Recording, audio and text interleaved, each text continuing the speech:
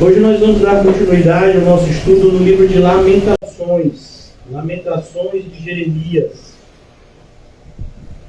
E o título da nossa mensagem de hoje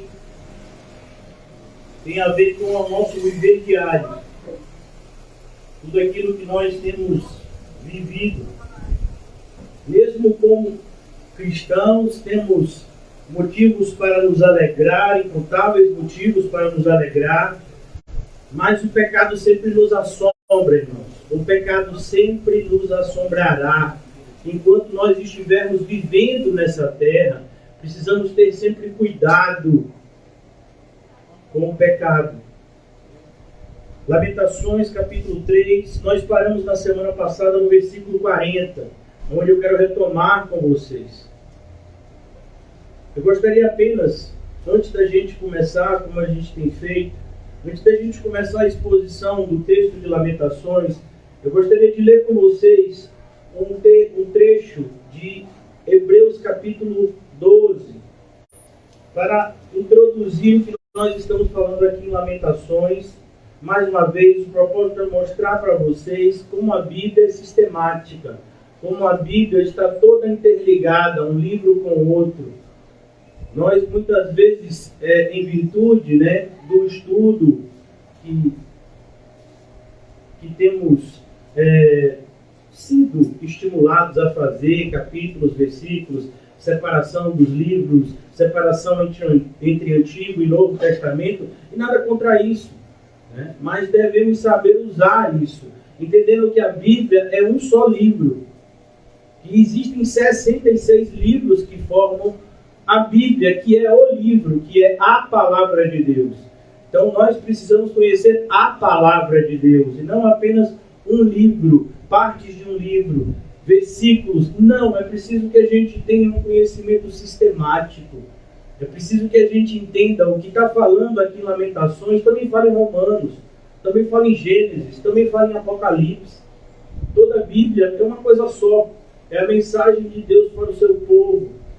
E nessa mensagem, a centralidade dela é o plano de salvação de um povo que precisa ser salvo.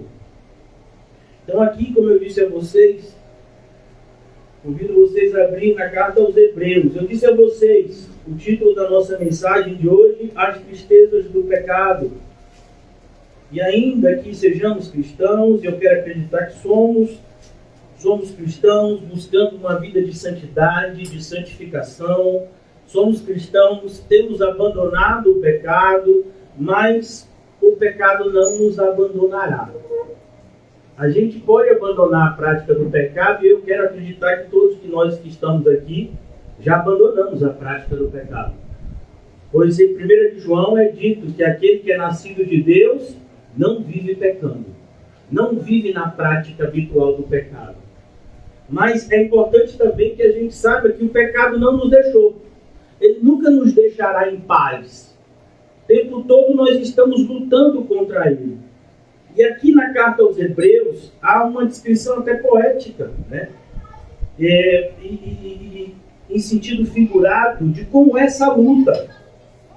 No capítulo 12 da carta aos Hebreus, o autor da carta ele descreve dessa forma, como uma grande carreira, uma corrida, que todo cristão inicia no momento da sua conversão.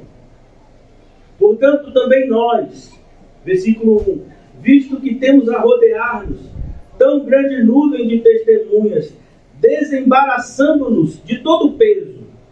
É isso, todo o peso. Nós estamos correndo e há peso, há uma sobrecarga sobre nós. E a gente tira esses pesos para que a corrida ela aconteça de maneira mais tranquila, natural.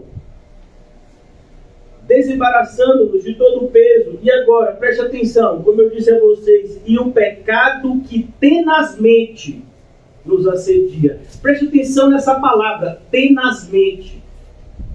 Essa palavra tenazmente faz referência à astúcia. O pecado, ele não vem em uma caixinha dizendo assim, pecado.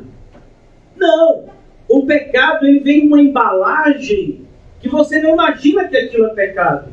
Vou dar um exemplo assim para facilitar a mensagem, a mensagem na mente dos irmãos. É como você recebendo, né, uma criança, um adolescente, até adulto, né? Você recebe de presente uma caixa com 10 quilos do chocolate que você mais ama.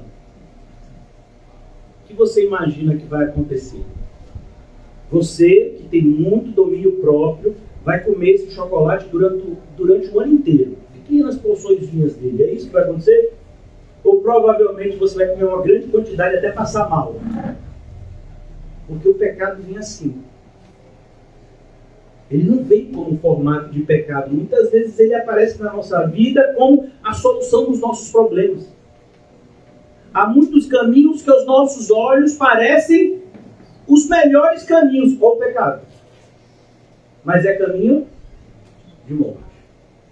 Por isso que aqui na carta aos Hebreus é dito o pecado que tenazmente nos assedia. A palavra assédio tem se tornado muito comum nos nossos dias. Em virtude de leis que defendem as mulheres corretamente. E assédio é isso, quando você investe contra alguém e o pecado faz isso com a gente. O pecado nos assedia. A gente não quer, como cristãos, a gente não quer mais isso. Mas ele o tempo todo está lá. Eu não sei se vocês já foram, né, em algum lugar assim, onde tem vendas ao ar livre, a gente costuma chamar de camelô, né? E a pessoa sai assim, principalmente quando você vai para uma zona de turismo, né? Aí eles pegam aquelas parafernálias que se vendem para os turistas e dizem, e começa a oferecer para você. Não, mas eu faço uma promoção. Mas eu não quero isso, mas eu faço. Uma promoção, eu faço 3 por 10, eu faço 4 por 10, né? E ele tentou estar lhe assediando ali para que você leve aquilo. O pecado é assim com a gente. O tempo todo. Então a gente falha, porque às vezes a gente pensa assim, graças a Deus eu abandonei o pecado, mas ele não desistiu de você. Então você pode, de fato, ter tomado essa decisão. Eu não quero mais fazer isso, porque eu sei que isso desagrada a Deus, mas ele então vem com outro formato. Vou dar um exemplo que a gente já teve aqui na igreja. Uma pessoa que veio de outra denominação, uma dessas falsas igrejas que estimula, né, o desejo pela riqueza. Então essa pessoa começou a frequentar os cultos e ela tinha uma dificuldade quando a gente falava, né, de estar satisfeito em Cristo, de não buscar bens materiais. Mas pastor, quer dizer que eu não posso ser rico? Mas Abraão era rico. E aí eu li para essa pessoa, né, 1 Timóteo, mostrei para ele que o amor ao dinheiro é raiz de todos os males, expliquei que aqueles que buscam as riquezas estão se auto-sabotando, trazendo maldição para a sua vida. Aí de repente, uma semana depois, aquela pessoa me procura e diz, pastor, o senhor estava certo. Realmente eu não quero ser rico mais, eu quero ser classe média. Eu quero, ter uma vida assim estável. Eu quero não precisar pensar em dinheiro. Eu não quero ser rico mais. Eu já vi que rico não é bom, não é coisa boa. Mas assim, eu quero ser classe média. Eu quero não precisar me preocupar em dinheiro. Então o pecado ele vai assumir novas formas. Mas ele vai continuar nos assediando. O tempo todo. Ele está batendo na nossa porta. Oferecendo bugigangas que a gente não precisa. É isso que é o pecado. Oferecendo uma fonte de prazer ilícito.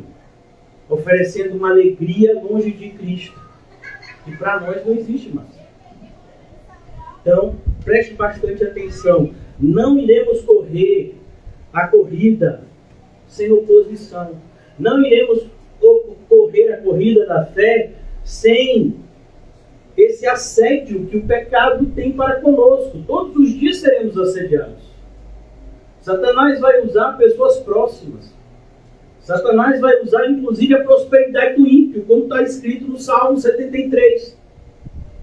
Você está ali, de repente, no seu trabalho, e aí você está lá trabalhando, e aí Satanás, está vendo? Fulano aí, ó, já recebeu o 13º, o seu só vai cair mês que vem. Você diz, rapaz, eu trabalho só a sol, fulano só porque é conhecido do pessoal, gente grande. Então, sempre querendo, de alguma forma, tirar a nossa alegria. Isso é o pecado. O pecado da insatisfação. Sabia que isso é pecado? Eu aprendi a viver contente em toda e qualquer situação. É isso que a gente tem que buscar. Por isso, cuidado, irmãos. E como é que a gente faz isso? Olhando firmemente, versículo 2 de Hebreus 12. Olhando firmemente para o autor e consumador da fé. Então a gente olha para Jesus. Então o que a gente tem feito no livro de Lucas, principalmente nesses últimos estudos, como a gente tem olhado para a cruz, para Cristo carregando a cruz, sendo crucificado, olhe para o Senhor Jesus, para a sua mensagem. Dificilmente a gente ainda vai se queixar. Olhando firmemente para o autor e consumador da fé, Jesus, o qual, em troca da alegria que lhe estava proposta, percebeu o que nós estudamos nos últimos encontros, todos os maus tratos que Jesus recebeu antes de ser crucificado. Ele sabia a alegria que estava proposta a ele. Ele sabia que depois da sexta-feira, da crucificação, viria o domingo da ressurreição. Todo cristão sabe que depois que ele concluir o caminho apertado, ele vai encontrar a cidade celestial.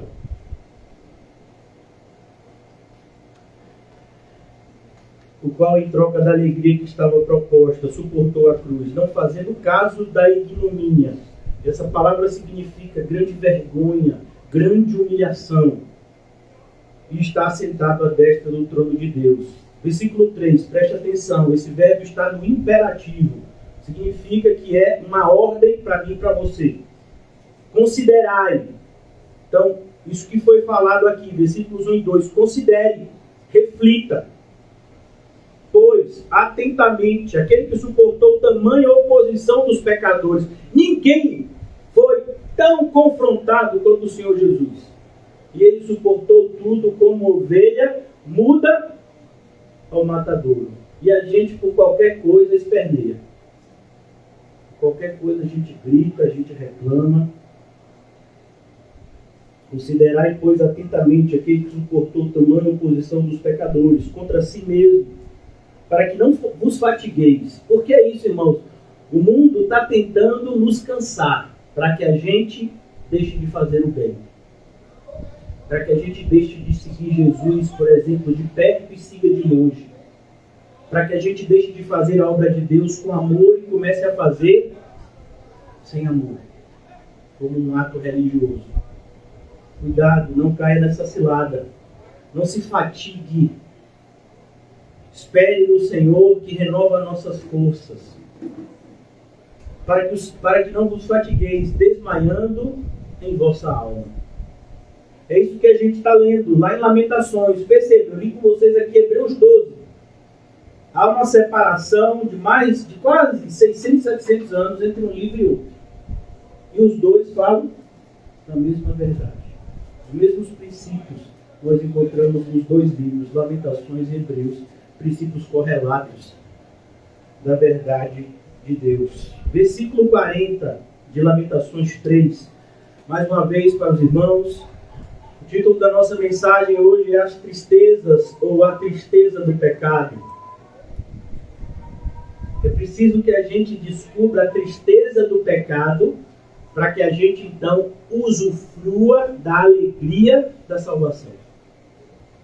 A gente nunca vai conseguir a alegria da salvação, usufruir ela, se a gente não tiver a tristeza pelo pecado. Esquadrinhemos os nossos caminhos, provemos-nos e voltemos para o Senhor. Percebeu o convite? Esse convite que nós vemos aqui em Lamentações, Deus falou com Salomão alguns anos antes, mais precisamente quase 200 anos antes, na inauguração do templo. Quero convidar vocês a 2 Crônicas. Esse texto é bastante conhecido de todos. 2 Crônicas 7,14. Esse texto é no momento da conclusão da solenidade de inauguração do templo. Se deu por volta do século IX antes de Cristo. E agora, mais de 200 anos, nós vemos o cumprimento dessa profecia. Versículo 11, eu faço questão de ler todo o texto. 2 Crônicas 7, a partir do versículo 11. Assim Salomão acabou a casa do Senhor e a casa do rei, e tudo quanto Salomão intentou fazer na casa do Senhor e na sua casa, prosperamente o efetuou. De noite apareceu o Senhor a Salomão. Quem apareceu a Salomão? O Senhor. Isso impediu Salomão de se casar com 700 mulheres e de ter 300 concubinas. Percebeu? Como o fato da gente ter uma visão de Deus não vai fazer com que a gente deixe de ser assediado pelo pecado. A gente precisa o tempo todo estar atento a isso, para nos desvencilhar, como está escrito em Hebreus 12, do pecado que tenazmente nos assedia. Salomão não prestou atenção nesse aviso. De noite apareceu o Senhor a Salomão e lhe disse: ouvi a tua oração e escolhi para mim este lugar, a casa do sacrifício. Pois é, essa casa que Deus escolheu, ele também destruiu quando o povo não fez uso correto dela. Então não se engane com Deus. Não ache que Deus valoriza coisas. Deus valoriza pessoas. Ouvi a tua oração e escolhi para mim este lugar, para a casa do sacrifício. Se eu cerrar os céus, de modo que não haja chuva, e se eu ordenar os gafanhotos que consumam a terra, ou se enviar a peste entre o meu povo, e se o meu povo, que se chama pelo meu nome, percebeu a primeira característica? O povo se identifica com o nome do seu Deus. No nosso caso, carregamos o nome do nosso Deus na nossa definição. Quando alguém pergunta qual é a nossa fé, nós dizemos que somos cristãos. Nós carregamos o nome de Cristo. Meu povo, que se chama pelo meu nome, se humilhar. Essa tristeza necessária pelo pecado cometido. E orar. Quando de fato estamos arrependidos, a oração, ela é uma consequência natural, como o publicano que subiu ao templo para orar, em Lucas 18. E ele batia no peito e dizia: tem misericórdia de mim, que sou pecador. E foi justificado. Meu povo, que se chama pelo meu nome, se humilhar e orar e me buscar, e se converter dos seus maus caminhos, porque não tem como a gente dizer que está arrependido e continuar na prática do ato que a gente disse que se arrependeu. Então, algumas pessoas têm cometido isso. Me buscar e se converter dos seus maus caminhos, então eu ouvirei dos céus. Por quê? Porque tem oração que Deus não ouve. A ideia de Deus não ouve não é que ele não está ouvindo a oração, é que aquela oração não é aceita. Como lá no livro de Provérbios, aquele que tapa os seus ouvidos para a lei de Deus, até a oração é abominável. Cuidado. Ouvirei dos céus, perdoarei os seus pecados. O que é mais importante para nós? Sermos livres da tribulação ou sermos perdoados dos nossos pecados? Perdoados dos nossos pecados. Lá no Evangelho de Marcos, quando nós vemos a narrativa daquele paralítico que é descido, do telhado, Jesus olha para ele e diz: perdoados estão os teus pecados. As pessoas ficam meio que assim, mas e aí? Mas assim, não é mais importante curar? Não, não é. Porque uma pessoa que é cristã, ela vai ter enfermidades físicas que não serão curadas aqui. Mas quando a gente estiver na glória, não tem mais enfermidade física. Porque toda enfermidade física, minha e sua, é consequência do pecado. Do pecado de Adão. que infectou toda a humanidade. Uma vez que estivermos na glória, não tem mais isso. Viveremos em um estado de plenitude. Perdoarei os seus pecados e sararei a sua terra. Versículo 15. Estarão abertos os meus olhos e atentos os meus ouvidos à oração que se fizer neste lugar. Porque eu escolhi e santifiquei esta casa, para que nela esteja o meu nome perpetuamente. Nela estarão fixos os meus olhos e o meu coração todos os dias. Quanto a ti, se andares diante de mim, como andou Davi, teu pai, e fizeres segundo tudo o que te ordenei, e guardares os meus estatutos e os meus juízos, também confirmarei o trono do teu reino, segundo a aliança que fiz com Davi, teu pai, dizendo, não te faltará sucessor que domine em Israel. Salomão não cumpriu essa aliança com o Senhor. Por isso o reino foi dividido na mão do filho dele, Roboão. É preciso que a gente se atente, irmãos. Deus avisa. Às vezes a gente diz assim, não esperava que isso acontecesse. Mas como assim você não esperava? Você está se afastando de Deus, você está se esfriando, você está indo na direção contrária da que Jesus te aponta, e você acha que ia acontecer o quê? Você acha que é assim um passe de mágica? É como tem gente que diz assim, eu não entendo muito a Bíblia. Você estuda quantas horas por dia a Bíblia?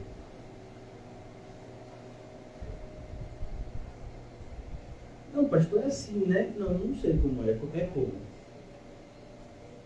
Tem gente que acha que a Bíblia vem entrar na mente por osmose. Não. Você tem que estudar. Tem que ler. Tem que orar.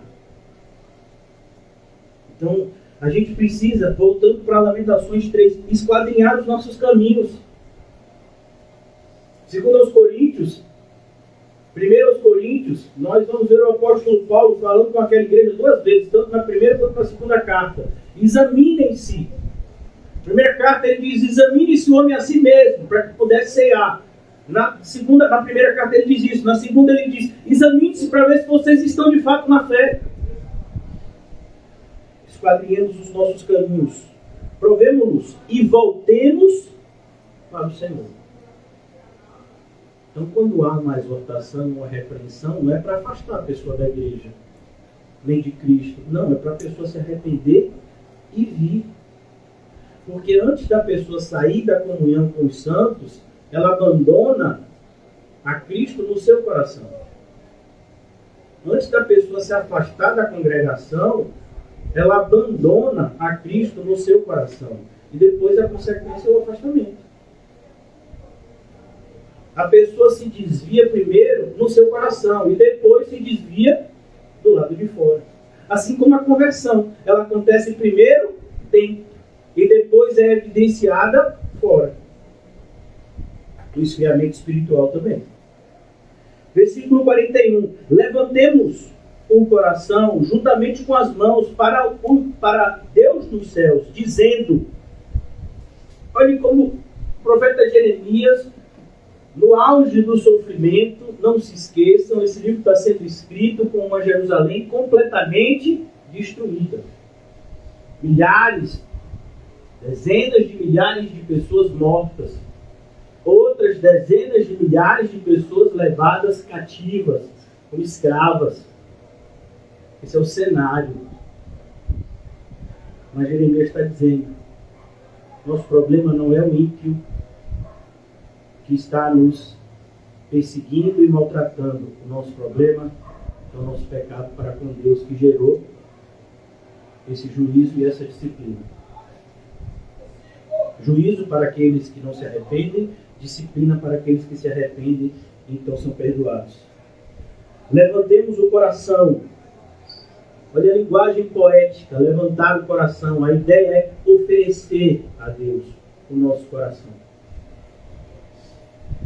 Juntamente com as mãos. A ideia é, as nossas emoções, os nossos sentimentos para com Deus devem ser confirmados por meio das nossas ações. Eu amo tanto a Jesus e vive de uma maneira totalmente diferente da que Jesus manda. Mas que amor é esse? Como é que você diz que ama Jesus e só faz aquilo que ele odeia? É o movimento evangélico dos nossos dias. Né? Às vezes a gente ouve, né, louvores e as pessoas entram quase que em êxtase. Jesus, eu te amo. Tem um louvor mesmo assim que o arranjo musical é muito bonito. Não sei o quê. A tua presença é real. Não tem um louvor assim? Aí a pessoa fica assim, né? Parece que a pessoa está hipnotizada. Oh, Senhor, tua presença é real. Deixa no lugar. E tem gente que chora. E aí repete aquela mesma frase dezenas, centenas de vezes, como um mantra. E o pessoal começa a se emocionar. Terminou, todo mundo pecando. Como assim a presença é real neste lugar? De quem? Era o que estava acontecendo no templo. A presença é real neste lugar, Senhor. E aí Jesus entra no templo e diz, vem cá, vocês transformaram o templo num covil de ladrões e salteadores. Que presença real é essa?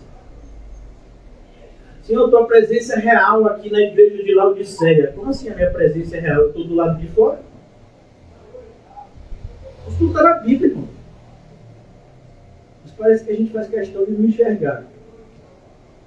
E Jeremias está mostrando para aquelas pessoas, é preciso que aquilo que a gente diz, que sente pelo Senhor, seja confirmado por meio das nossas ações. As mãos simbolizam isso.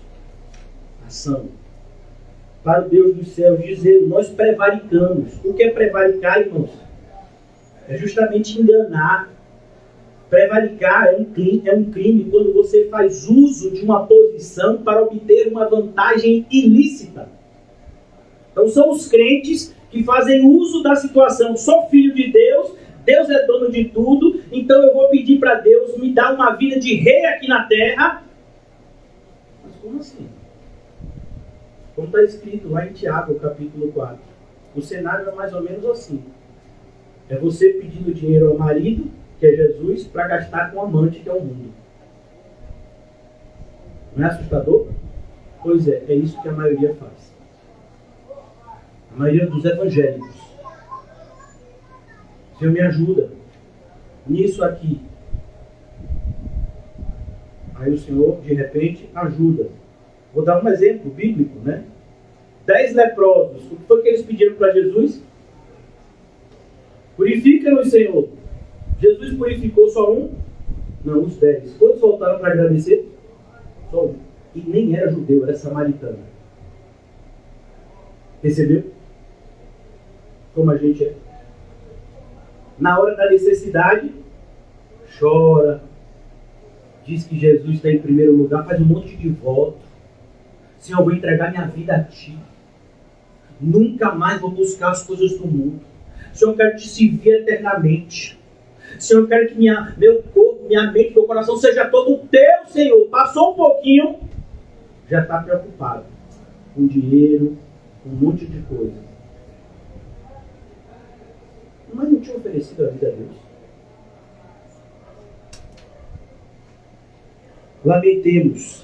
Levantemos o coração juntamente com as mãos para o Deus dos céus, dizendo, nós prevaricamos e fomos rebeldes. Quantas vezes a gente já admitiu isso? O que é rebeldia, irmãos?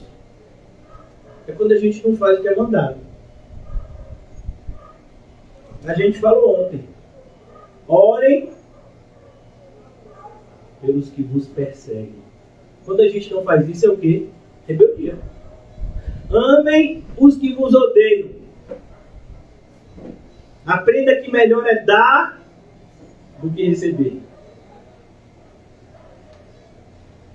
Nós prevaricamos e fomos rebeldes e tu não nos perdoaste. Por que Deus não perdoa? Porque o povo não se arrependeu. O perdão, irmãos, ele vem como uma consequência do arrependimento. Sem arrependimento não há remissão de pecados. Foi o que Jesus falou. E às vezes a gente está pedindo, Senhor, me perdoa, sem um pingo de arrependimento. Ô, Senhor, me perdoa. Você não está arrependido. Você está pedindo perdão. eu aprendi que tinha que pedir perdão. Mas sem arrependimento, quem te ensinou isso? Com certeza não foi na congregação. Não sei se você vê, com certeza não foi aqui. Levantemos o nosso coração. Cuidado, porque se a gente continuar em rebeldia, Deus não vai perdoar.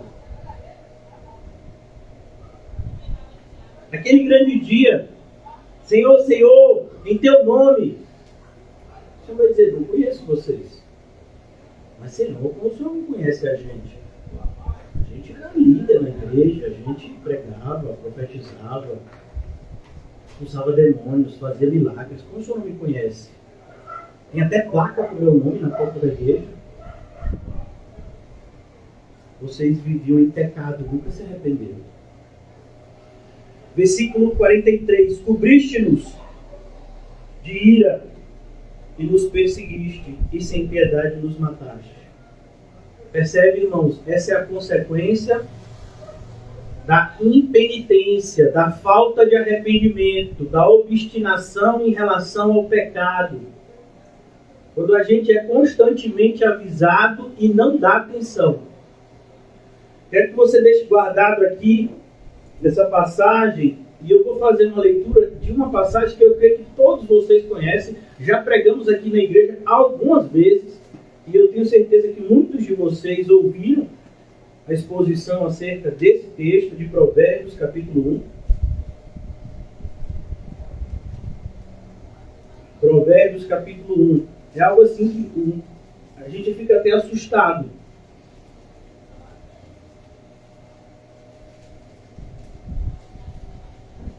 Versículo 23. Provérbios 1, a partir do versículo 23. Atentai para a minha repreensão.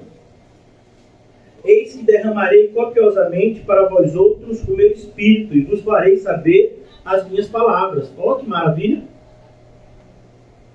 Mas por que clamei, e vós recusastes? Spurgeon tinha uma frase que definia esse princípio aqui, que falava sobre esse princípio. Ele dizia: o mesmo fogo que amolece a cera endurece o barro. Então a gente está numa igreja bíblica, pela graça de Deus. Nós temos sido exortados por sermões bíblicos pela graça de Deus. Isso não significa que a gente está salvo. Muitas vezes a gente se acostuma com sermões bíblicos. Ah, o pastor falou palavras duras. Não, o pastor não falou palavras duras. É a Bíblia. É a Bíblia que está falando. Se a gente não der atenção para isso, significa que a gente está se recusando à mão estendida de Deus. Ele está estendendo a mão para que o arrependido seja salvo. Para que aquele que confessou e deixou seja perdoado. Mas por que clamei e vocês recusaram? Porque estendi a mão e não houve quem atendesse. É justamente o que a gente já leu aqui em Mateus 22. O Senhor Jesus conta a parábola das bodas do filho do rei. Os convidados não aceitam o convite e maltratam os mensageiros que foram levar o convite real. Também eu me rirei da vossa desventura, e em vindo o vosso terror eu zombarei. Em vindo o vosso terror como uma tempestade, em vindo a vossa perdição como um redemoinho. Quando vos chegar o aperto e a angústia, então me invocarão, mas eu não responderei. Procurar-me-ão, porém não hão de me achar. Essa palavra se cumpriu, por exemplo, na vida do rei Saul. Como ele procurou? Samuel já tinha morrido e ele procurava. E aí, como é? Como é que eu devo? Eu devo lutar contra os filisteus? Não devo? O que eu devo fazer? E ele se sentia desesperado. Ele foi procurar uma necromante para tentar chamar dos mortos Samuel, como se isso pudesse ser feito. Desespero de alguém que já ouviu a voz de Deus e agora não vai ouvir nunca mais, a não ser no juízo. Não te conheço. Apartai-vos de mim. É desesperador, irmãos. Por isso a gente tem que levar a sério os alertas de Deus. Porquanto aborreceram o conhecimento aborreceram o conhecimento e não preferiram o temor do Senhor. Percebe? Então, quando a gente prega, como eu estou falando com vocês hoje, a pessoa diz, mas por que o pastor ganha assustando a gente? Tanta passagem boa para ele falar. Ele está pregando aqui que Jesus multiplica pão e peixe. Ele podia estar falando aqui que Jesus acalma a tempestade. Ele podia estar falando aqui que Jesus é aquele que diz levanta e anda. E ele está dizendo essas coisas aqui porque parece que ele tem prazer no nosso sofrimento. Meu irmão, se somos cristãos, nós precisamos ser santificados. Nós não somos santificados com mensagens que têm o propósito de massagear o ego. Nós somos santificados por passagens que mortificam a nossa carne, que nos ajudam a buscar a santidade do Espírito. Enquanto aborreceram o conhecimento e não preferiram o temor do Senhor, não quiseram o meu conselho. Hoje, quando você vai aconselhar alguém biblicamente, você corre o risco de estar criando um inimigo. Qualquer coisa, pergunta a Jeremias. Porque você aconselha a pessoa, isso não é bom, cuidado. A pessoa vai ver você como inimigo agora. Por quê? Porque você está falando o contrário do que essa pessoa de repente queria ouvir. Portanto, comerão fruto do seu procedimento. A gente já leu isso em tantas passagens. O que o homem plantar, isso colherá. E dos seus próprios conselhos se fartarão. O que a gente tem visto na igreja é isso. Homem aconselhando o homem com uma sabedoria, se é que a sabedoria de homem. Dificilmente você ouvirá dos púlpitos evangélicos palavras de sabedoria divina. Infelizmente. Os nécios são mortos por seu desvio. E aos loucos, a sua impressão de bem-estar os leva à perdição. Prestou atenção? Impressão de bem-estar. É o que acontece com muitos desviados. Depois que eu saí daquela igreja fanática, minha vida melhorou. Era muito fanatismo lá. Não podia nada, tudo tinha que buscar santidade, era tudo céu e inferno, era tudo que eu fazia repercutia na eternidade. Meu Deus, que pressão! A gente quer algo assim mais light. Os loucos, a sua impressão de bem-estar os leva à perdição. Mas o que me der ouvidos habitará seguro, tranquilo e sem temor do mal. Percebeu? Vamos voltar agora para Lamentações. Versículo 43. Nós cobriste-nos de ira e nos perseguiste, sem piedade nos mataste. De nuvens te encobriste, para que não passe a nossa oração. É justamente o cumprimento de Provérbios. E de tantas outras passagens. Que revelam que a oração, ela deve ser precedida por uma contrição de coração. Você tem que estar com o coração quebrantado para orar. Você tem que estar com o coração compungido. Você tem que estar numa posição de arrependimento, de humilhação diante de Deus, como a gente já leu aqui, no versículo 29 desse mesmo capítulo. Ponha a boca no pó. Então, isso é que nos prepara para a oração verdadeira, entendendo que há uma separação entre nós e Deus. E é o pecado que faz essa separação. Nós nos humilhamos diante da potente mão do Senhor, para que ao seu tempo Ele nos exalte. Que fique bem claro, a exaltação de Deus é ouvir naquele grande dia: eu te conheço. Vinde benditos do meu Pai, para o reino que está proposto para vocês. Receba a coroa que vos está reservada. Isso é exaltação. E não um lugar de destaque aqui na terra, riquezas aqui na terra. Não, aqui na terra não tem exaltação para o homem. A não ser perigos. Versículo 44, de nuvem nos encobriste, para que não passe a nossa oração. 45, como um cisco e refúgio nos puseste no meio dos povos. É o que Jesus falou, Deus havia falado. Olha, eu chamei para vocês para, por meio de vocês, demonstrar o meu poder, a minha santidade no meio das nações. Mas se vocês não me obedecerem, eu vou demonstrar em vocês o meu juízo. Então todo o povo vai ver e vai dizer, se ele trata assim o povo dele, imagine como ele vai tratar quem não é povo dele. A gente até falou aqui, 1 Pedro 4. Então, o povo do Senhor era para ser lâmpada. Mas se a luz que é em nós forem trevas, quão densas trevas serão. Por isso, cuidado, muito cuidado, todos nós, a começar de mim. Todos, versículo 46, todos os nossos inimigos abriram contra nós a boca. É preciso que você entenda, as pessoas que se levantam contra você e contra mim, elas não fazem isso fora da soberania de Deus. Deus é soberano.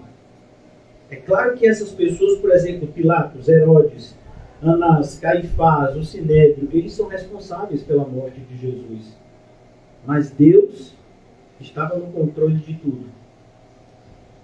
A mesma coisa aqui. Os caldeus maltrataram e cometeram inúmeras perversidades contra o povo de Deus. E eles sofreram o juízo no momento específico. Aqueles que são usados como instrumento de Deus na correção do seu povo, eles não deixarão de sofrer os juízos respectivos. Paulo fala sobre isso quando escreve aos Tessalonicenses. Olha, tem pessoas que estão nos perseguindo, oprimindo, nos fazendo mal agora. Na hora que Jesus voltar, vai ser o contrário. Eles é que sofrerão tormentos e nós seremos consolados. Então aqui é preciso que você entenda, nossa luta não é contra carne e sangue, porque se fosse, era tranquilo. Nossa luta é contra principados, potestades, hostes espirituais do mal. Você imagina o laço de amizade que Pedro tinha com Jesus? E ele foi instrumento do mal na vida de Jesus. Em um determinado momento. Para a gente ver como o inimigo usa pessoas. Cuidado, irmãos.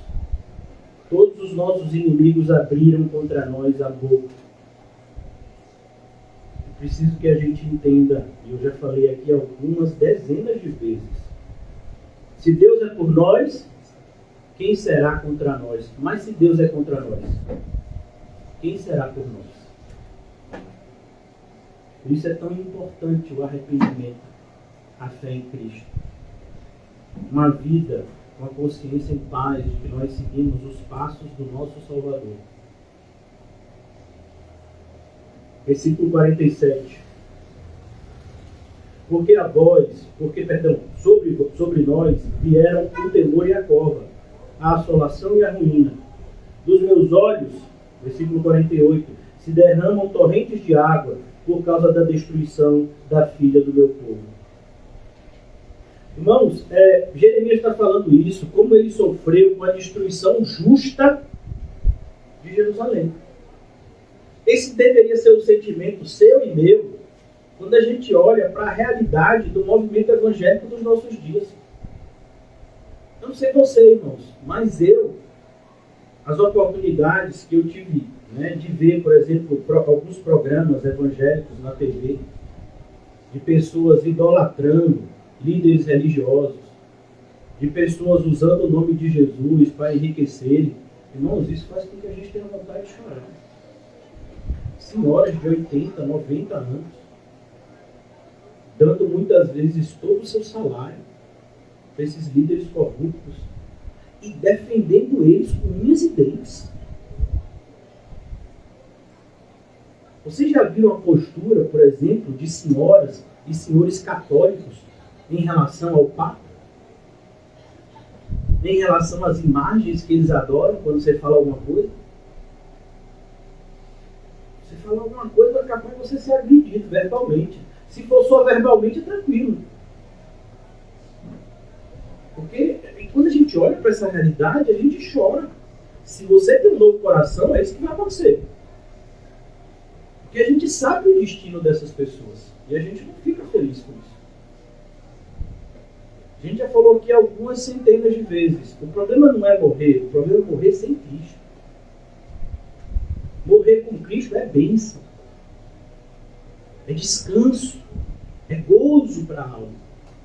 Morrer sem Cristo que é o problema. Independente da vida que a pessoa viveu aqui.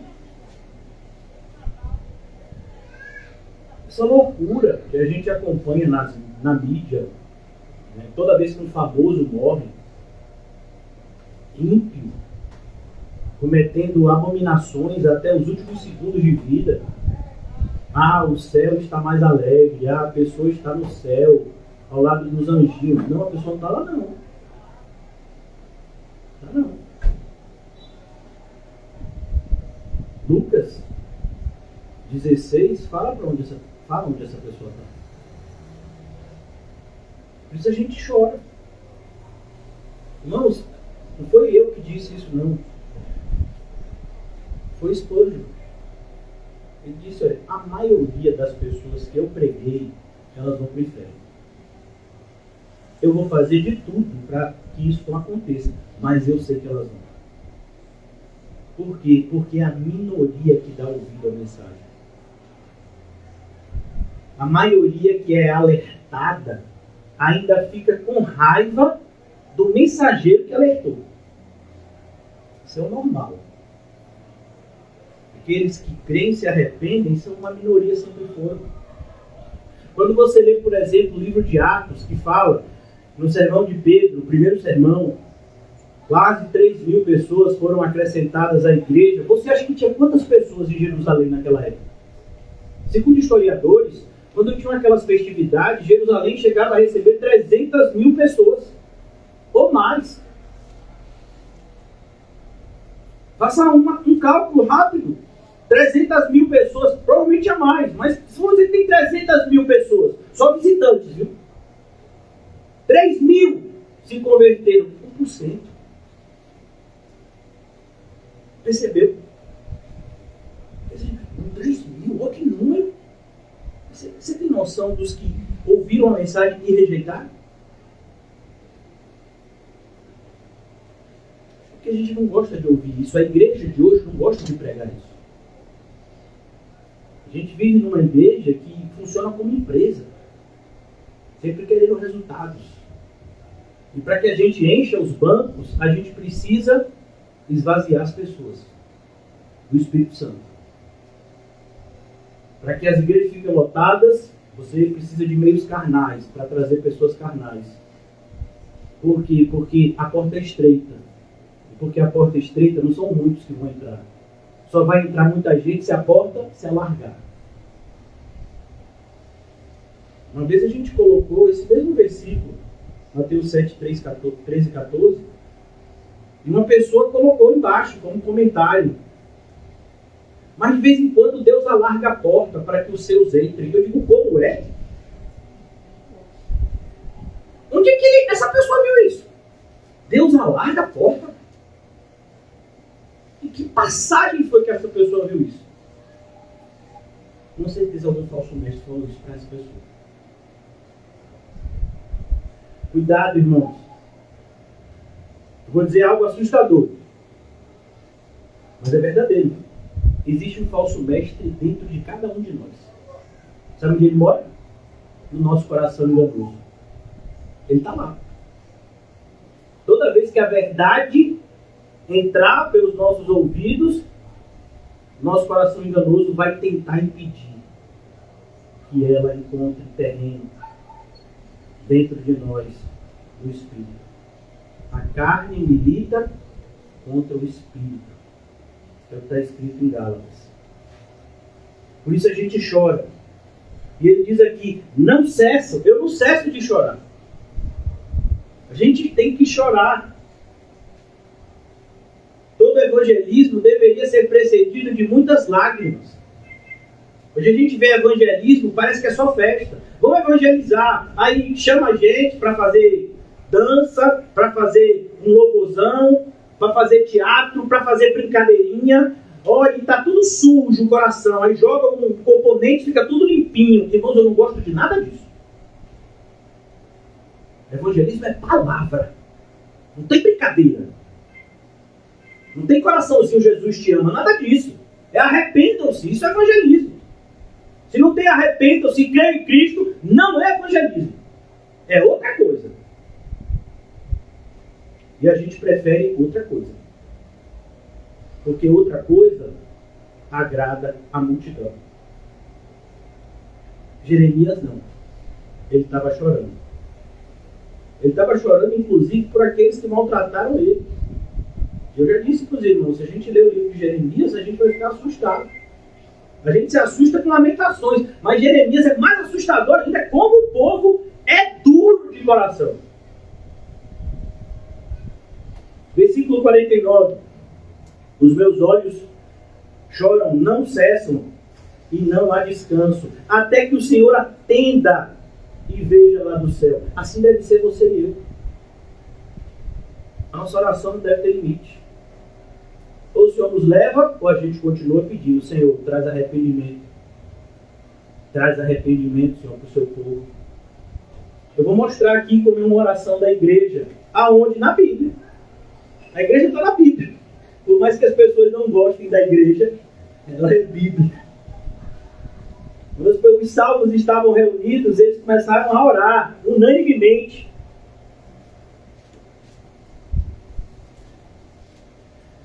Capítulo 4 de Atos, eu não sei como está escrito na sua Bíblia, na minha tem assim: a igreja em oração. Isso já devia motivar a gente, né? A igreja em oração. Aleluia. Versículo 24. Ouvindo isto, o que foi? Pedro e João tomaram uma surra e foram ameaçados pelo Sinédrio para não mais pregarem de Jesus. Eles se sentiram amedrontados? De jeito nenhum. Se sentiram, foram impulsionados para evangelizar mais ainda. O povo doido, né? Glória a Deus por essa loucura. Nos dá dela, assim. Ouvindo isso, unânimes, levantaram a voz a Deus e disseram: Tu, soberano Senhor. Soberano não é o presidente que vai assumir agora dia 1º. Nem o governador, nem o prefeito que já está, né, no exercício da função, nem os deputados que subirão, nem os senadores. Não, essas pessoas não são soberanas. Nem um governante de país poderoso, soberano é Deus. Ele é soberano. Ele manda em tudo e em todos. Inclusive nos seres espirituais, que a gente conhece como demônios. Deus dá ordem para eles. E eles obedecem. Tu, soberano Senhor, que fizeste o céu, a terra, o mar e tudo que neles há. Que disseste, por intermédio do Espírito Santo, por boca de Davi, nosso pai teu servo, porque se enfureceram os gentios e os povos imaginaram coisas vãs. Levantaram-se os reis da terra e as autoridades ajuntaram-se a uma contra o Senhor e contra o seu ungido. Não foi assim que a gente viu? Lá em Lucas, capítulo 23, a gente está estudando. Porque verdadeiramente se juntaram nesta cidade contra o teu santo servo Jesus, o qual ungiste, Herodes e Pôncio Pilatos, com gentios e gente de Israel, para fazerem tudo que a tua mão e o teu propósito, qual palavra que está na sua Bíblia? Predeterminaram. Existe predestinação? Claro que existe, ela está aqui. Ah, mas eu não aceito. Aí é um problema seu, mas que está na Bíblia, está. O que é a predestinação, irmãos? O homem é responsável por cada uma das suas ações. E Deus é soberano mesmo assim. Mas como acontece isso? É o poder de Deus. Agora, Senhor, olha para as suas ameaças. Olha como é que a gente ora. Está vendo? Quem é que é o nosso escudo? É o Senhor. Quem é que é o nosso pastor que nos sustenta e sustentará? É o Senhor. Olha para as suas ameaças e concede aos teus servos. A quem? servos. Servos fala de quê? Serviço. Então, se você está na igreja e você é inútil, essa oração não é para você. Cuidado. Todo ramo que não der fruto será cortado e lançado fora. Agora, Senhor, olha para as ameaças e concede aos teus servos que anunciem com toda a intrepidez. Irmãos, Pedro e João tinham acabado de ser ameaçados para nunca mais falarem de Jesus e do Evangelho. E eles estão pedindo coragem para continuarem pregando com as suas vidas e palavras. Concede intrepidez à tua palavra, enquanto estendes a mão para fazer curas, sinais e prodígios, por intermédio do nome do teu santo servo Jesus. Isso vale hoje, amanhã. E se Jesus não voltar daqui a 10 anos, continua valendo. Tendo eles orado, eu acho isso maravilhoso. Eu acho que um dia, eu creio assim, um dia a gente vai passar por isso. A gente vai pensar que é um terremoto. Aí quando sair da igreja, aí a gente vai aqui do lado e pergunta, vem cá, você sentiu um tremor? Não, aqui está tudo normal. Aí a gente vai aqui do lado, vem cá, o senhor sentiu um tremor? Não, só tremeu aqui. É bênção. Aleluia. Vai assustar na hora, eu creio, né? Será que esse telhado vai aguentar? Não sei, aguenta, meu filho, né? Deus está no controle. Tendo eles orado, tremeu o lugar onde estavam reunidos. Não é um terremoto aqui não, viu, irmão? Ele tremou no lugar. É Deus dizendo, estou ouvindo. Não é maravilhoso, irmão? Todos ficaram cheios do Espírito Santo. Então, nosso desejo não é uma igreja cheia de pessoas, mas são pessoas na igreja cheias do Espírito Santo. Tendo eles orado, tremeu o lugar onde estavam reunidos. Todos ficaram cheios do Espírito Santo. E com intrepidez, essa palavra é bonita demais. Intrepidez quer dizer ousadia, coragem, tudo batido no liquidificador junto. Amor, misericórdia, compaixão, está tudo lá junto. Intrepidez. Anunciavam a palavra de Deus. É o que a gente está lendo. Esse é o choro de Jeremias. O que Jeremias quer é isso aqui. Por isso ele chora. Quando Paulo exorta os inimigos da cruz de Cristo, em Filipenses, Paulo já tinha chorado por eles. Ele diz, eu exortei essas pessoas, inclusive, chorando, porque eu sei o destino deles, é a perdição. O Deus deles é o vento. Aquilo que eles dizem ser evidência de que Deus é na vida deles, devia ser vergonha para eles. Voltando agora para Lamentações, eu já quero concluir. Versículo 51. Os meus olhos entristecem a minha alma por causa de todas as filhas da minha cidade. A ideia aqui é, segundo os estudiosos da Bíblia, Jeremias está dizendo aqui que não está se referindo não somente à destruição de Jerusalém, mas todas as cidades foram destruídas. Jerusalém foi a cidade que foi destruída por último, porque era a cidade mais fortificada. Mas todas as cidades menores também foram destruídas com a invasão dos caldeus. Sofreram, e Jeremias chorava. Jeremias mesmo é filho de uma dessas cidades, circunvizinhas.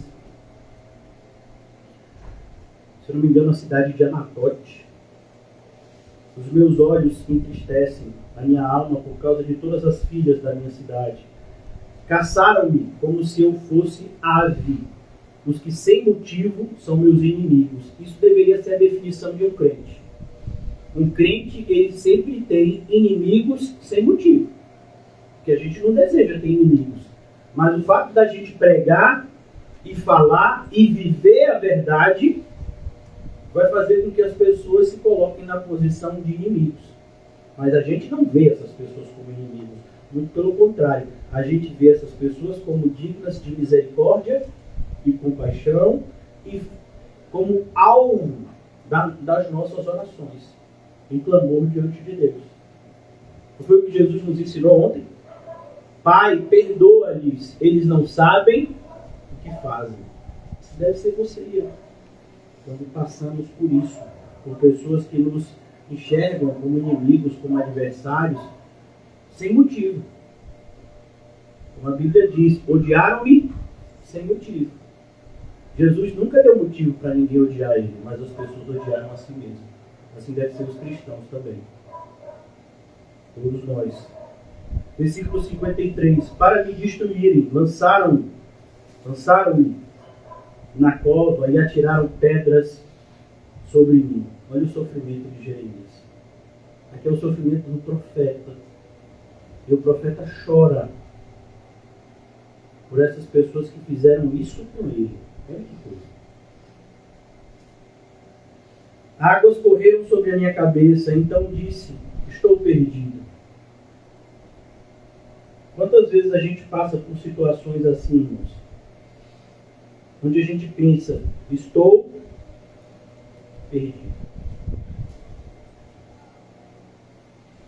O inimigo e os seus instrumentos do mal na nossa vida, muitas vezes vão dizer, onde está o teu Deus? Mas você não é crente? Por que está passando por isso? Cadê? Olha aí que muda a situação. Não, quem tem que mudar não é a situação, quem tem que mudar sou eu. O sofrimento, ele vem na nossa vida para nos mudar. E não para a gente buscar mudança de situação. A gente tem agido como crianças mimadas. Quando a gente recebe um não, quando a gente recebe uma exortação de Deus, a gente quer fazer... Esse termo é porque eu sou velho, viu, irmão? Quando eu era menor, eu usava essa palavra. Não sei se se usa ainda, né? Calundu. Né? Fulano tá de calundu. Né? É quando a criança, né, tá chateada, assim. Tá de calundu. Né? Às vezes a gente fica assim. Quando Deus nos corrige. Não fique assim. Versículo 54. Águas correram sobre a minha cabeça, então disse, estou perdido. Não, irmãos, a gente não está perdido, a gente foi achado. Mas o fato da gente ter sido achado nos colocou num caminho apertado. E é com muita dificuldade que a gente vai percorrer esse caminho. Muitos obstáculos vão se interpor no caminho e a gente, pela graça de Deus, vai vencer cada um deles. Por isso, em 2 Coríntios, Paulo fala, o Senhor que sempre nos conduz em triunfo. Versículo 55. Da mais profunda cova, Senhor, invoquei o teu nome. Às vezes a gente se sente assim, né? E normalmente a gente cai nessa situação. Jambânia retrata isso muito bem. Ele diz que tem um castelo chamado Castelo da Dúvida. Onde o Castelo da Dúvida tem um senhor, um soberano, né, que vive naquele castelo, que é o gigante desespero. Às vezes a gente cai lá. Porque a gente se desviou do caminho estreito. Porque achou que ele estava estreito demais. E a nossa sensação muitas vezes é essa. Da mais profunda cova, Senhor, invoquei o teu nome. Ouviste a minha voz, não escondas o ouvido aos meus lamentos, ao meu clamor. Perceba, irmãos, como a nossa oração deve ser perseverante. A gente tem sido a geração fast food. As crianças, então, tudo tem que ser rápido. Hoje você nem pede assim, eu quero um sanduíche tal, com batata frita e refrigerante. Promoção número 1. Pra agilizar. Vem cá assim, que é a 1, a 2, a 3, a 4 e a 5. Eu nem sei que número é esse. Não, ó. Tem uma pessoa que faz isso. Vou agilizar. O sinal não é para isso, né? Mas esse sinal não é para agilize, né? A gente quer tudo para ontem. Não, irmãos. No nosso relacionamento com Deus não é assim que funciona, não. Eu acho tão interessante. Quando Moisés subia para falar com Deus, ele passava quanto tempo lá? 40 dias. 40 dias. Quanto tempo Jesus passou no deserto? 40 dias. E a gente quer que Jesus nos responda em 40 segundos. Já orei. Eu vi isso. Minhas filhas hoje não estão na presença do Senhor, né? Mas quando eu achava que elas estavam, já orou? Já orei. Eu digo, rapaz, rápido, né? A gente normalmente é assim. É bem breve na nossa oração, que a gente quer mais tempo para gastar com pecado. Não é assustador isso? Mas é normalmente o que a gente faz. Não vamos fazer mais isso em nome de Jesus. A começar de mim, Senhor. Ouviste a minha voz, não escondas o ouvido aos meus lamentos, ao meu clamor. De mim te aproximaste no dia em que te invoquei. Não é bonito isso? O profeta pensou que ele jamais ouviria a voz de Deus de novo. Acabou, agora acabou. Estou aqui na cova. O Senhor está se escondendo de mim. De mim te aproximaste no dia em que te invoquei e disseste, não temas. Bonita essa expressão, ela aparece centenas de vezes na Bíblia. Não temas. Por quê? Porque se tem algo que a gente faz, é ficar com medo. Irmãos, pegou um exame de sangue e deu que a taxa, você nem sabe que taxa é aquela. Porque primeiro que a gente não devia nem abrir o exame, quem devia abrir é o médico, né? Mas o pessoal que é curioso, pega o exame e tá lá, TGO, TGP, um monte de sigla. Aí eles ainda botam, porque acho que é para provocar, né? Nossa curiosidade. Aí bota embaixo assim, que o normal é entre 80 e 120. Aí você lá, o seu é 121, se for, vou morrer. Já vou fazer meu testamento. Eu vou chegar na igreja, pastor, ore por mim. Eu vejo vocês na glória. Meu dia tem se o dia da minha partida tem se aproximado. O que foi, meu irmão? Aqui, pastor. Eu passei de 80 a 120, o meu deu 121. Ele leva para o médico, mas isso é normal. Fala, doutor, você tem certeza? Isso é normal. Aí diz, é porque você tem essa característica e tal, isso é normal, a pessoa deixa um pouco alterado. Você trabalha em coveiro? É coveiro. Ah, então é normal que dê um pouquinho alterado.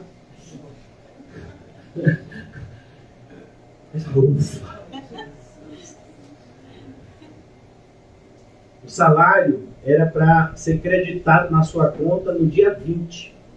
Você acordou 5 da manhã, abriu o aplicativo do banco, tirou o saldo, não estava lá o seu salário. E agora? Isso é profético. E o peru? E o Chester? Primeiro você não devia nem fazer isso, você é crente. Né? Mas pastor, mas o pessoal quer lá em casa, que dia 24 tem uma coisinha assim, o salário não caiu. Tomara que ele não caia, ele tem que ser creditado na sua conta. Né? A gente se desespera, irmão. Se desespera. Até os homens mais valentes da Bíblia. Olha, irmão, pensa no camarada corajoso. Tem pessoas na Bíblia assim que... Olha, tem pessoas que olham na Bíblia e quando eu chegar no céu... Olha que audácia, né? Quando eu chegar no céu, eu creio que eu estou indo para lá, eu quero conhecer. 2 deles são Josué e Caleb. Pense, esses camaradas assim... Eu acho que eu vejo como crente. Josué principalmente. Mas quando Josué foi colocado na posição de sucessor de Moisés para liderar o povo, o Senhor apareceu para ele e disse o quê? Não temas. Você diz não temas para uma pessoa que está cheia de coragem? Não, meu filho. Você diz não temas para uma pessoa que está, rapaz, será? Então a gente é assim, irmão. A gente sai às vezes aqui do culto. Vou repreender todo demônio que eu encontrar. Encontrar um cachorro latindo, eu digo, sai dele! E o cachorro vai ter que ficar calado. Encontrar um desses moradores de rua falando sozinho, eu vou dizer, sai, legião! Sai! Cheio do Espírito Santo. Cuidado, viu, meu irmão? Tem uma história lá, verídica, em Atos, de um pessoal que exorcizava, que o negócio não deu muito certo para ele, não. Ser cheio do Espírito Santo, irmão, é outra coisa. A gente já até falou sobre isso. Qualquer dúvida, leia Efésios capítulo 5. Então aqui Jeremias diz, olhe, Senhor, o Senhor me ouviu, e a resposta do Senhor à nossa oração foi o quê? Fique tranquilo. Rapaz, eu vou dizer uma coisa para você. Se você estiver na carne, ninguém aqui está, todo mundo aqui é espiritual. Aleluia! Aleluia. Todo mundo aqui é espiritual. Das mais novinhas, acho que a mais novinha aqui hoje é a Estelinha. Até o mais velho, que eu acho que sou eu, todo mundo espiritual, né? Você me ajuda. A gente tem, irmãos. A gente tem os nossos temores. E a gente precisa o tempo todo confiar que o Senhor está no controle. Salmo 46 fala do momento do povo de Deus, onde Deus mandou o povo fazer uma coisa que é o mais difícil para você e para mim fazer. Aquietai-vos e sabei que eu sou Deus. Imagina, você está precisando de dinheiro para pagar alguma coisa. Aí você diz, vou fazer um empréstimo, vou pegar um segundo emprego, vou trabalhar de madrugada, vou estacionar carro, vou virar flanelinha, mas dá dinheiro, vou ficar, você quer, eu vou morar no exterior. Ele disse que aí eu vou ganhar dinheiro em dólar, né, para poder mandar aqui pro Brasil. Eu tenho que fazer alguma coisa, Marão.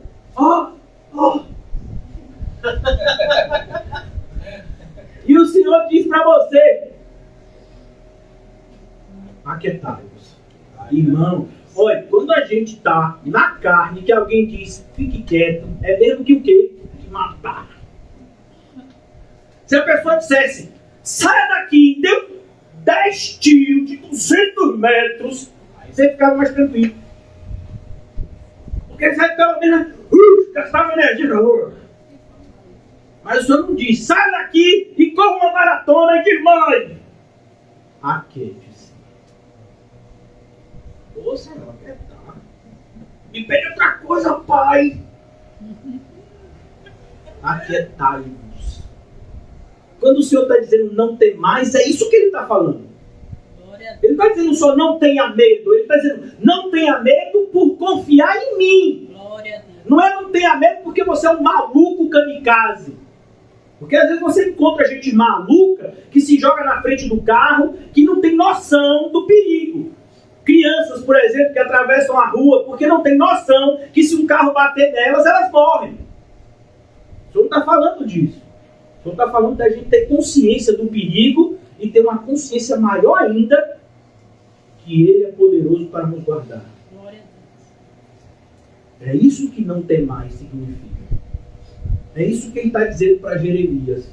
Ó Jeremias, o negócio estava perigoso. Quando o rei não estava aí. Agora vieram os caldeus. O negócio está empenando, né, Jeremias? Mas não tem, mano. No controle. Versículo 58.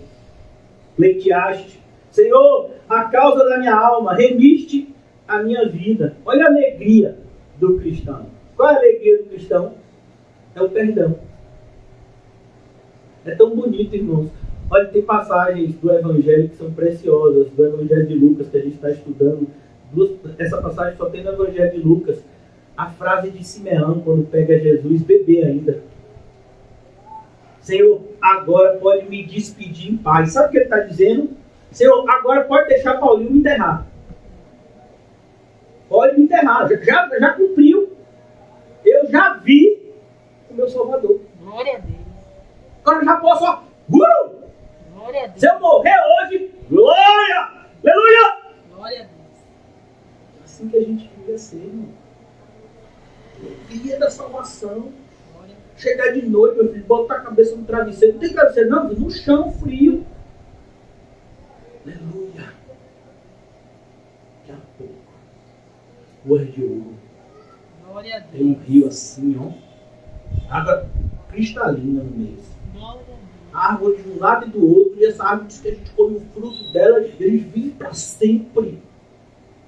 A gente dá uma olhada de canto. Quem está ali? Jesus. Oh, Deus. Falando com a gente assim, ó. Aleluia. Aleluia, Senhor. Glória a Deus. Você vai para o outro lado assim, está o apóstolo Paulo batendo papo com o apóstolo Pedro. Vocês não posso participar. Oh, Deus. Todo mundo serve. Aí tá assim, de um lado assim, você vai mais longe. Abraão, Isaac e Jacó. Rapaz, eu vou perguntar umas coisas para Jacó. Eu tô com dúvida. Que negócio de que Deus amou a Jacó. Quero conversar com ele. A gente vai pro céu, irmão. Glória a Deus. O diabo quer o tempo todo tirar da nossa mente essa pérola preciosa que o Senhor nos deu. A realidade do céu para aqueles que creem nele. Ele quer roubar a nossa alegria de salvação. Não podemos deixar. A alegria do Senhor é a nossa força. Glória a Deus. Que constrangiu o apóstolo Paulo a fazer o que fazia e viver como vivia? O amor de Cristo nos constrange. Ele me salvou. Fiel esta palavra e digna de toda aceitação, que Jesus Cristo veio ao mundo salvar pecadores, dos quais eu, o apóstolo Paulo, sou o maior pecador que eu conheço. Eu não sou nem digno de ser chamado apóstolo porque eu persegui a igreja de Cristo. O senhor está dizendo, não, foi ele. Ele falou dele mesmo. Versículo 58, já concluindo, irmãos. Versículo 59. Viste, Senhor, a injustiça que me fizeram. Julga a minha causa. Olha, irmão, se a gente tem que se queixar para alguém, a gente se queixa para Deus. E há uma diferença muito grande. Já falei aqui, e sempre é bom repetir verdades como essa. Há uma diferença muito grande entre se queixar para Deus e se queixar de Deus. Se queixar para Deus é o que Jeremias está fazendo aqui. É correto. Apresentar as nossas causas ao Senhor. Mas se queixar de Deus foi o que o povo fez no deserto. É murmuração. E murmuração é pecado. E Deus punirá naquele grande dia. Então nós somos chamados para nos queixar para Deus. Ó Senhor, o negócio empenou. Como é que o irmão? QRU, QSL, sei lá, um monte de sigla, né? QRU. Eu já fiquei sabendo, eu não sabia não. Então quando eu vou para algum lugar público, né, que tem alguém com rádio, se disser QRU perto de mim, eu já fico, né? Alguém vai me pegar aqui. Porque diz que QRU é problema, né? Então, viste, Senhor, a injustiça que me fizeram, julga a minha causa. Que paz para o nosso coração saber que o nosso juiz também é o nosso advogado. Ó, temos um advogado junto ao Pai. Quem é? Jesus. Glória a Deus. E todos nós compareceremos diante do tribunal de Cristo. Não é maravilhoso isso, irmão? Como o crente é privilegiado, né? Aleluia! Glória a Deus. Viste a sua vingança toda, todos os seus pensamentos contra mim. Ouviste as suas afrontas, Senhor, todos os seus pensamentos contra mim. Assim é a vida do ímpio, irmãos, contra a igreja, contra os crentes. A gente já falou, inclusive essa semana, estudando o Evangelho de Lucas, que o ódio que os judeus demonstraram para com Cristo é um ódio que todo mundo sempre irá demonstrar para com os discípulos de Cristo. Jesus, inclusive, adverte-nos para que a gente não deveria ficar achando que isso é coisa estranha. Assim como odiaram a mim, odiarão a vocês, que são meus discípulos. Versículo 62. As acusações dos meus adversários e o seu murmurar contra mim o dia todo. Olha, irmãos, às vezes a gente pensa assim, né? Rapaz, será que fulano não tem o que fazer, não? Tem não, meu filho. O demônio vive ao derredor. Às vezes ele vai colocar no coração e na mente de fulano com ódio por você, que fulano vai pensar em você de manhã, de tarde e de noite, para lhe matar, lhe perseguir e fazer algum mal. É natural. Não, pastor, está repreendido. Pô, meu filho, não adianta repreender, isso é profecia. E não é minha não, viu? Porque se fosse minha, não tinha valor. Isso é bíblico. Dia todo os inimigos ficam olhando assim, rapaz, é crente. Tem que fazer algum mal para ele. Tem que fazer com que ele deixe de acreditar no Deus dele. Versículo 63. Observa-os quando se assentam e quando se levantam. Eu sou o objeto de sua canção. Você percebeu? Eles cantam, comemorando o nosso sofrimento. Você já viu o Apocalipse? O Apocalipse fala de duas testemunhas. Quando elas morrem, eles fazem um Natal. Um Natal do diabo. Eles começam a se dar presente um para o outro, comemorando que as duas testemunhas que Cristo enviou morreram. Está lá em Apocalipse 11, se eu não me engano. O mundo está esperando que a gente quebre a cara, que a gente faça alguma bobagem, que a gente passe por momentos difíceis para eles poderem o quê? Não avisei? Não avisei? Negócio de confiar em Deus? É maluquice? Isso é tudo com equilíbrio. Equilíbrio. Não seja quente, nem seja frio, seja morno. Como é, rapaz? É Deus que está falando. Só se for o Deus do inferno, né? O Deus de Mamon. O Deus da Bíblia diz: quem dera fosse quente ou fosse frio, porque você é morno, eu vomitarei você da minha boca. Mas o mundo está dizendo assim a você: seja morno. Como se mornidão fosse sinal de equilíbrio. Não, mornidão é sinal de quê? De religiosidade hipócrita, de espiritualidade morta. Versículo 64. Essa é a consciência que todo cristão tem. Preste bastante atenção na conclusão do capítulo. Já estamos concluindo o capítulo 3. Tu lhes darás a paga, Senhor, segundo a obra das suas mãos. Parece, irmãos, que a gente está sendo contraditório. Por quê? Porque a gente ora dizendo assim: Pai, perdoa-lhes, não sabem o que fazem. Mas também a gente sabe que Deus dará paga às obras que os homens praticam. E uma coisa não contradiz a outra, muito pelo contrário. É consequência. Por quê? Porque, como eu li para vocês Provérbios, a mão do Senhor está estendida, mas se essas pessoas não se atentarem e não buscarem a face do Senhor, o que vai acontecer? Elas sofrerão o juízo do Senhor. E a gente sabe disso.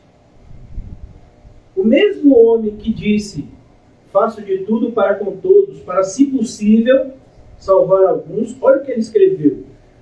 Leia, abra comigo, se você puder, rapidamente, a título de conclusão, só para a gente fechar o raciocínio.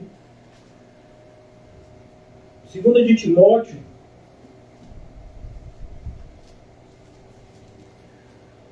capítulo 4, versículo 14. Paulo está advertindo a Timóteo. Timóteo iria fazer uma viagem de Éfeso até Roma para visitar o apóstolo Paulo preso. E ele deveria fazer essa viagem rapidamente. A gente não sabe se ele chegou a tempo ou não.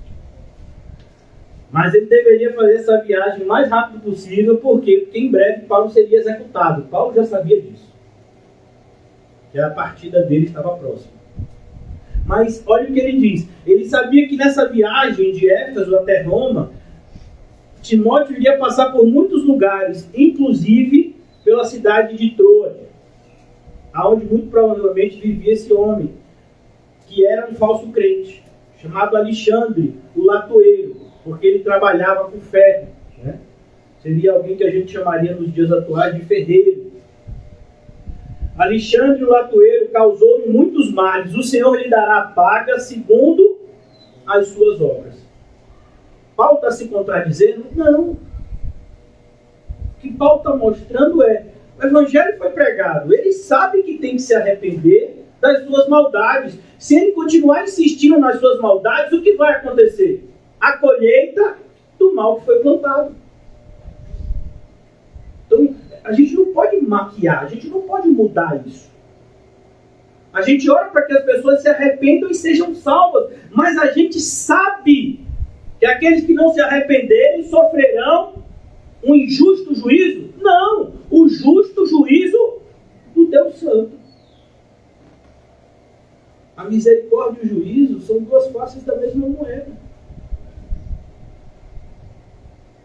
Por isso aqui, concluindo, no versículo 54, tu lhe darás paga. É a mesma coisa que Paulo está falando. Senhor, segundo a obra das suas mãos. A ideia aqui é, sabe os caldeus que estão maltratando o povo de Deus? Que mataram, que queimaram o templo, que queimaram pessoas dentro do templo? Eles vão receber a paga disso. Ah, mas é o Senhor que está usando a maldade dessas pessoas para trazer juízo para o povo dele. Não. Eles vão ter que dar conta da maldade, como eu disse a vocês. Responsabilidade do homem e soberania de Deus são duas verdades que andam sempre juntas. O Senhor estava no controle de tudo que está acontecendo com o reino de Judá. Mas os caldeus e a impiedade deles, vão ter que dar conta num futuro bem próximo. A flor não foi instrumento, como eu disse a vocês. Herodes e Pilatos. Ah, mas Deus tinha determinado que Jesus morresse desse jeito. Mas Herodes e Pilatos são culpados. Eles podiam ter libertado Jesus, mas a maldade deles é que não deixou. Não foi Deus que não deixou. Foi a maldade deles. Às vezes a gente fica parecendo que Deus é um vilão. Não, o vilão é o homem. Somos responsáveis por cada uma das nossas ações e omissões. Às vezes a gente gosta, né, de colocar a culpa em Deus. E a gente aprendeu isso com Adão. Quando Deus repreende Adão, porque ele é o chefe, o líder, Adão, e aí? Foi a mulher que tu me deste. Adão está colocando a culpa na mulher? Não. Adão está colocando a culpa em Deus. A mulher que tu me deste. A gente gosta de fazer isso. Sempre a culpa é de Deus, é do diabo, é de alguém, é dos políticos corruptos que roubam o nosso futuro. A culpa nunca é nossa. Enquanto a gente não assumir a culpa, enquanto a gente não se arrepender, não tem esperança. Tu lhe darás a paga, Senhor, segundo as obras das suas mãos. Não tem como você separar, irmãos, fé de santidade. Uma fé que não lhe leva a uma vida santa é uma fé falsa. Versículo 65. Tu lhe darás cegueira de coração. Não é o que está escrito em 2 Tessalonicenses? Deus envia o espírito do erro para aqueles que não têm prazer na verdade, antes se deleitam na iniquidade. Mesma verdade de Lamentações, 2 Tessalonicenses 2. Tu lhe darás cegueira de coração, a tua maldição imporás sobre ele. Tem pessoas que vão ouvir o evangelho 100 vezes e não vão crer. Tem pessoas que podem passar 50 anos numa igreja bíblica e vão morrer como incrédulos. Porque o que Jesus disse é o quê? Você precisa nascer de novo. Não é você precisa frequentar uma igreja bíblica. Você precisa frequentar uma igreja bíblica. Mas antes você tem que ser regenerado. Porque senão a igreja bíblica não te ajuda em nada. É como, por exemplo, se você está doente e toma um remédio, você fica curado. Um remédio correto. Mas se você está morto e toma um remédio, muda alguma coisa? Não, você está morto. Último versículo para a gente fechar. Na tua ira os perseguirá e eles serão eliminados de debaixo dos céus do Senhor. Perceba, aqueles que fazem a maldade sofrerão as consequências da maldade que praticam. Por isso que o título da mensagem é a mesma expressão que eu quero usar para a gente concluir o sermão de hoje. A tristeza pelo pecado. Irmãos, não se engane. O mundo vai tentar convencer a você e a mim. Hoje, por exemplo, o mundo tentou o dia inteiro, de diversas formas, me convencer que ser crente é ser bobo. Que ser crente é um estigma de derrotado. Não, ser crente não é isso. Ser crente é a melhor coisa que poderia acontecer com a gente. Glória a Deus. A graça de Deus ter nos alcançado é a melhor coisa que poderia ter acontecido com a gente. Mas o inimigo está investindo na sua mente e na minha, para que a gente tenha tristeza de ser salvo. Uma vez eu conversei com uma pessoa, disse: e aí, você é crente? É, né? Fazer o quê? O evangelho verdadeiro chegou para mim. Agora eu não posso ir para o carnaval, posso usar branco e amarelo no Réveillon, e nem vermelho. Diz que vermelho é quando a pessoa está, né, querendo namorar, né? Aí usa vermelho. Amarelo é se quiser dinheiro. Olha, nada. Se você está de azul e você está de amarelo, não é porque não quer dinheiro, não, meu filho. É porque era a blusa que tinha, eu tenho certeza. Meu irmão José abre um guarda-roupa e diz: deixa eu ver, aqui tá limpa hoje. É verdade. Eu sei. Profecia. Não, meu filho. É essa? Então vem assim, ó. Glória a Deus, aleluia. Tem uma. É assim. Mas assim, o mundo quer convencer a gente que a cor da roupa que a gente usa vai mudar o nosso ano. Olha, se fosse assim. Então, cuidado, irmãos. O mundo está o tempo todo. Irmão, qual é o momento? Será que ele está querendo paz? Ele está de branco. Não. A paz já alcançou ele. Foi a paz de Cristo. Então, nós precisamos tomar cuidado o tempo todo, irmãos. O mundo está tentando assediar a nossa mente, o nosso coração, para produzir o quê? Insatisfação, tristeza. E a insatisfação e tristeza vai fazer com que eu e você caiamos na loucura de achar que o Egito é que era bom. Está repreendido. Isso a gente tem que repreender mesmo. Não, mas a gente foi liberto. Hoje somos livres em Cristo Jesus. Livres para fazer o bem. Antes nós éramos escravos do pecado. Então, precisamos olhar para aqueles que nos fazem mal, repetindo o que foi dito ontem, um olhar de misericórdia e compaixão, e jamais cair na insensatez de querer ter a vida do ímpio. Por quê? Porque se você tiver a vida do ímpio, você também vai ter o destino do ímpio. Então, cuidado.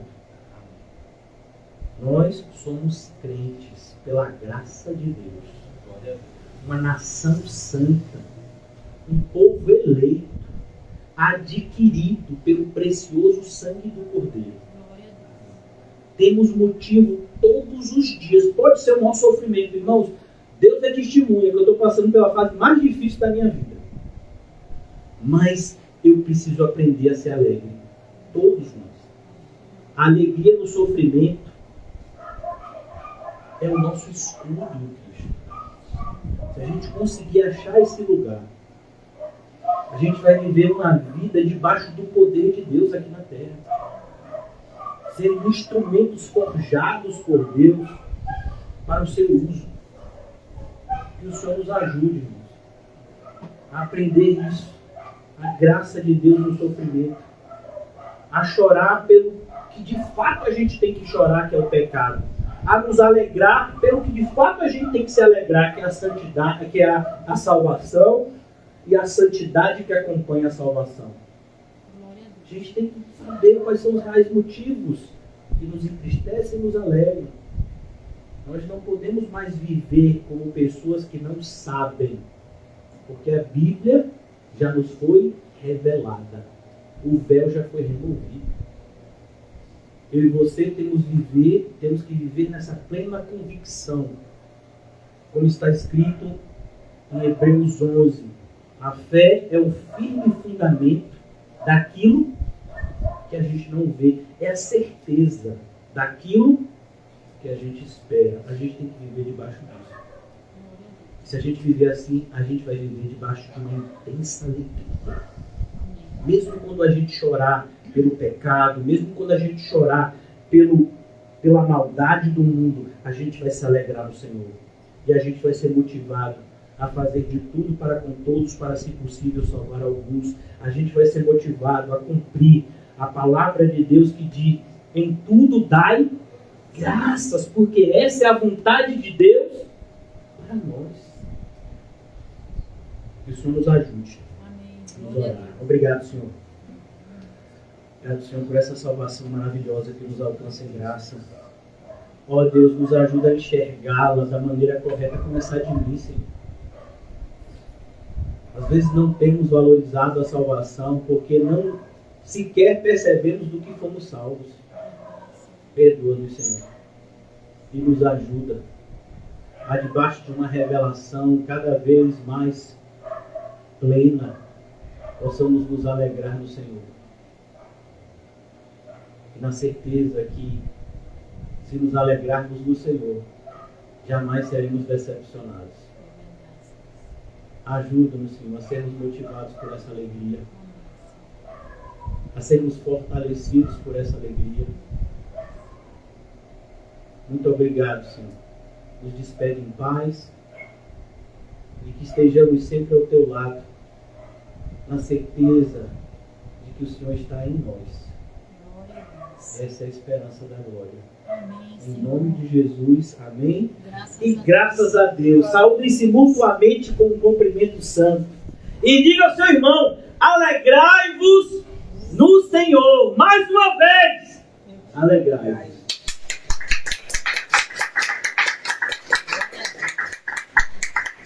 Aí até meia-noite o irmão Paulinho vai cantar louvores aqui para vocês. Glória a Deus. Em espírito. Misericórdia.